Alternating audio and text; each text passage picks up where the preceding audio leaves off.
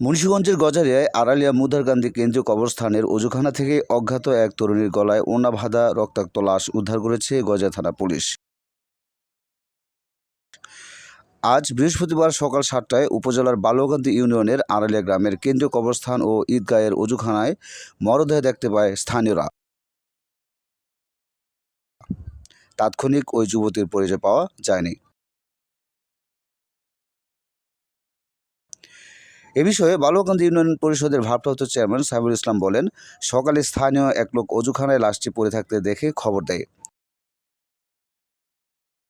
এলাকার কেউ লাশের পরিচয় শনাক্ত করতে পারেনি। তার বয়স আনুমানিক 20 থেকে 22 বছর। নিহত যুবতীর শরীরের উপরে ছিল বস্ত্রহীন, মাথার উপরে আঘাতের চিহ্ন আছে। ধারণা করা হচ্ছে ওই যুবতীকে এখানে ডেকে এনে হত্যা করা হয়েছে। নির্মম এ ঘটনার বিষয়ে গজারিয়া থানার অফিসার্স ইনচার্জ মাহবুব রহমান বলেন, লাশটি উদ্ধার করে ময়নাতদন্তের জন্য মর্গে পাঠানো হয়েছে। এছাড়া ওই তরুণীর পরিচয় শনাক্তের চেষ্টা চলছে। তবে হত্যার আগে ধর্ষণের কোনো ঘটনা ঘটেছে কিনা বিষয়টি খতিয়ে দেখা হচ্ছে বলেও জানান তিনি।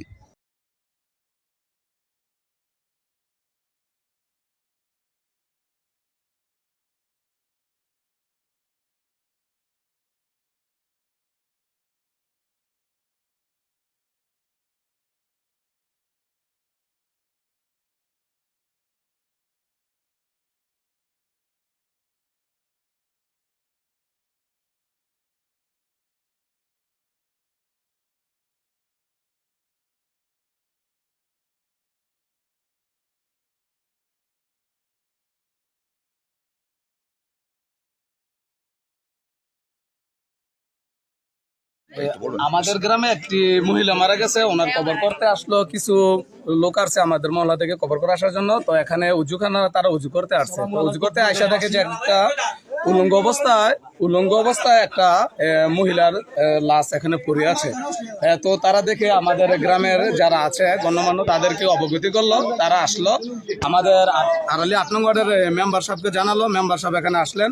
উনি আসা দেখলেন যে এই মহিলাটি উলঙ্গ অবস্থায় তার দেহটি এখানে পড়ে আছে।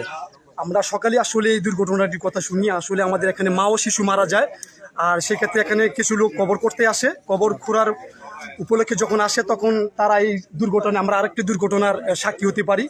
এখানে আমরা জানি না, এখনো পর্যন্ত আমরা চেহারা দেখি নাই, কে বা কোন এলাকার হইতে পারে এই নারীটি। আমরা আসলে এখনো সঠিকভাবে আমরা জানি না। তবে পুলিশকে আমরা যতটুকু জানি, আমাদের এলাকার যারা কবরস্থানের কমিটি যারা আছে, কবরস্থানের কমিটির পক্ষ থেকে পুলিশ প্রশাসনকে জানানো হয়েছে। তো ওনারা আসতেছে, আমরা যতটুকু শুনেছি।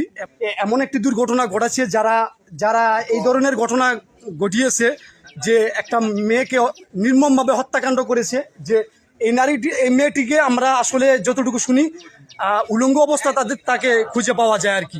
এরপর এটাকে হেসড়ে নিয়ে আপনি একটু দেখাতে পারেন যে ব্লাড, আর এখান থেকে টেনে হেসড়ে নিয়ে ওখানে তার গলায় বেঁধে নিয়ে ওখানে পাইপের সাথে অজুখানার সাথে চিপায় ফেলে রাখা হয়। কবরকলায় তো কোনো নিরাপত্তা নেই। আমি 10 মাসি যে কবরকলা এটা আছে, এটা সবাই আছে, আমরা সবাই দেখে আসি না। কিন্তু ইতিহাস তো এইভাবে এমন ধরনের ন্যাক্কারজনক কাজ করবো, একটা মেয়ে এই কবরকলা আইনা মাইরা এই হালাই তুইব, এটা তো একটা দুঃখজনক ব্যাপার। আসলে এটা একটা খুবই ন্যাক্কারজনক ঘটনা, এগুলো আসলে সচরাচর হয় না। আসলে দেখে মনটা খুবই খারাপ লাগলো, শরীরটা শিউরে উঠছে। আসলে কোথা থেকে কে বা কারা এগুলা কাজ করে এখানে রেখে গেছে বলতে পারবো না ভাই। আসলে যারা এগুলা এই ঘটনার সাথে জড়িত, আমি চাই আইন প্রশাসন এটার সঠিক তদন্ত করে বিচার। আমি সকাল 7:35 আমার 8 নং ওয়ার্ডের যে মেম্বার মিসির আলী মেম্বার, উনি আমার ফোন দিয়ে জানাইলো যে আড়ালিয়া যে কবরস্থান, ঈদগাঁও কবরস্থান, এইখানে একটা মেয়ের মহিলা ও মাইরা পালায় রাখছে। তো এটা শোনার পরে আমি 8টায়, যেহেতু আমি এত থেকে আসতে আমার হয়তো 25 মিনিট বা 20 মিনিট লাগছে, আমি আসছি। আইসা 8টার সময় এখানে উপস্থিত হয়েছি। আইসা দেখছি যে একটা ওই মেয়েটারে মাইরা ফালায় রাখছে। তো আমি আবার সাথে সাথেই 7:35 শুনছি, আমি সাথে সাথেই অফিসার আছে বিটির যে দায়িত্ব দেলোয়ার ভাই, ওনারা আমি ইনফর্ম করছি, ওনারা ফোনে আমি জানাইছি। তো ওনারাও আসছে, ওসি সাহেবও আসছে, আইসা সরজমিনে দেখছে। আসলে মৃত্যুটা তো মর্মান্তিক, যে করছে নরপিশাচ। আসলে এখন এই বিষয়টা তো পুলিশের তদন্ত আছে, আর পুলিশ এটা বাইট করবো যে কিভাবে মারলো।